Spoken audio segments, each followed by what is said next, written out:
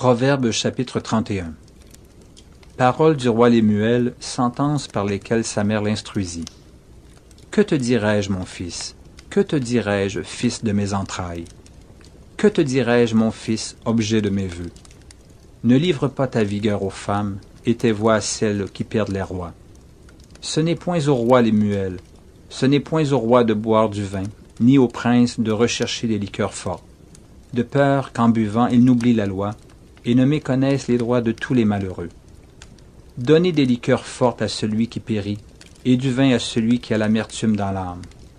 Qu'il boive et oublie sa pauvreté, et qu'il ne se souvienne plus de ses peines. Ouvre ta bouche pour le muet, pour la cause de tous les délaissés.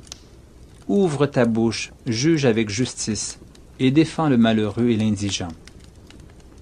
Qui peut trouver une femme vertueuse? Elle a bien plus de valeur que les perles. Le cœur de son mari a confiance en elle, et les produits ne lui feront pas défaut. Elle lui fait du bien et non du mal tous les jours de sa vie. Elle se procure de la laine et du lin, elle travaille d'une main joyeuse. Elle est comme un navire marchand, elle amène son pain de loin. Elle se lève lorsqu'il est encore nuit, et elle donne la nourriture à sa maison et la tâche à ses servantes.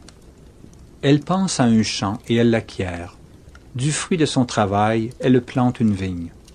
Elle ceint de force ses reins, et elle affermit ses bras.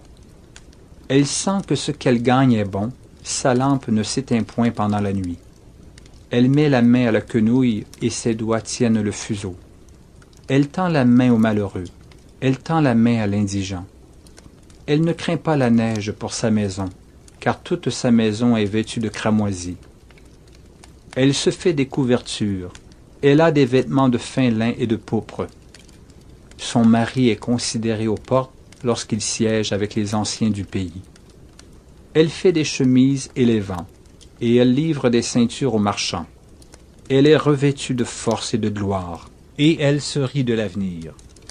Elle ouvre la bouche avec sagesse, et des instructions aimables sont sur sa langue.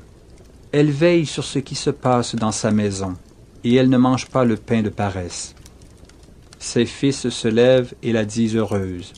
Son mari se lève et lui donne des louanges.